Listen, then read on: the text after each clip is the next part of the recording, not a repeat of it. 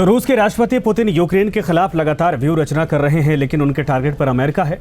Ukraine मोर्चे से जो खबर आ रही है उसने अमेरिका सहित पश्चिमी देशों को भी हैरान कर दिया है। पुतिन ने यूक्रेन मोर्चे पर एक ऐसा योद्धा तैनात कर दिया है जिसे नाटो के देश हत्यारा कहकर पुकारते हैं, बुलाते हैं। तो वहीं प्रशांत महासागर में रूस ने अपनी नौसेना की भी तैनाती की है और ताकत दिखाई है। रूस की इस दोहरी रणनीति से यूक्रेन सहित अमेरिका और नाटो देशों में खलबली मची है।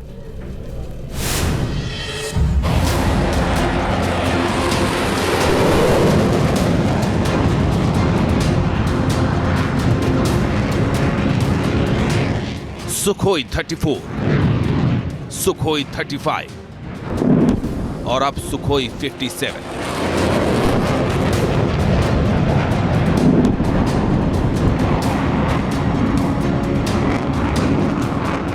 रूस के ये वो शाहकार हैं जो युद्ध की बाजी पलट सकते हैं।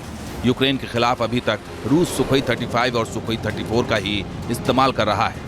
रूस के ये वो योद्धा हैं जो यूक्रेन पर आसमान से विध्वंसकारी प्रहार कर रहे हैं।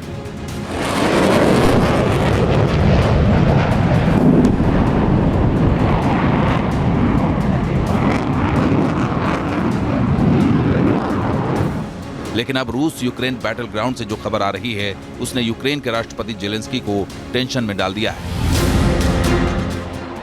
बताया जा रहा है कि रूस ने सुखोई 57 जो 5वीं पीढ़ी का स्टेल्थ लड़ाकू विमान है उसकी भी तैनाती यूक्रेन के मोर्चे पर कर दी है। हालांकि अभी इस खबर की औपचारिक रूप से पुष्टि नहीं हुई है, लेकिन दावा ऐसा ही किया जा रहा है।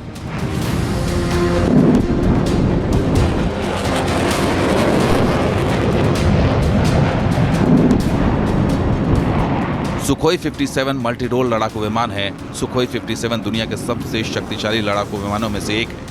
ये दुश्मनों पर 2130 किलोमीटर प्रति घंटे की रफ्तार से अटैक करता है। टारगेट को बचने तक का मौका नहीं देता। ये फाइटर जेट कितना ताकतवर है इसका अंदाजा इसी बात से लगाया जा सकता है कि नाटो सुखोई 57 को फेलोन यानी हत्यारा कहकर बुलाता है। यही वजह है कि यूक्रेन के मोर्चे पर इसकी तैनाती की खबर से ही यूक्रेन सहित अमेरिका और नाटो के देशों की टेंशन बढ़ गई है। जब भी हम दुनिया के सबसे एडवांस्ड फाइटर जेट्स की बात करते हैं तो उसमें Su-57 का नाम भी आता है।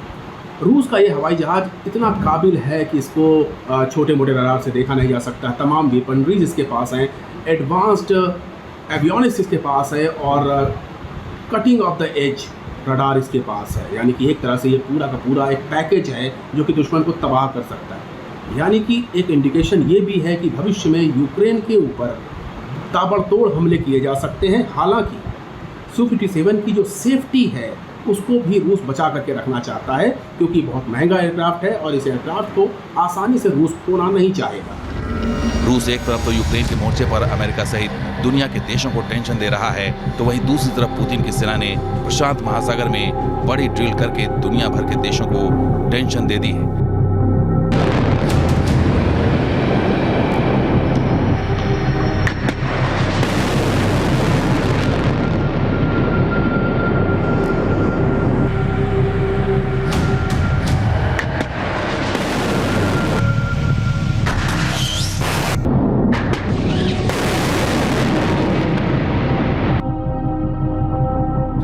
प्रशांत महासागर में बाल्टिक बेड़ा उतार दिया है, जिसे दुनिया का सबसे बड़ा बेड़ा माना जाता है।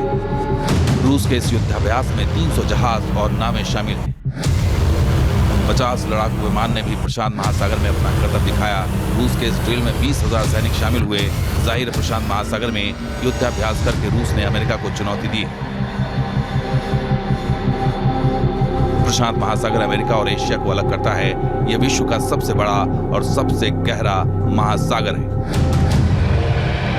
रूस इस युद्धाभ्यास के जरिए अपनी नौसेना की शक्ति को भी परख रहा है, क्योंकि रूस इस वक्त यूक्रेन के साथ युद्ध में भी उलझा हुआ है। रूस और यूक्रेन का जब 2022 में युद्ध शुरू हुआ था तो उस वक्त रूस का एकमात्र बेड़ा ब्लैक सी में मौजूद था। यूक्रेन ने जब ड्रोन अटैक करना शुरू किया तो रूस का यह बेड़ा संघर्ष करता हुआ नजर आया था, जिसके बाद रूस को काफी नुकसान भी हुआ था।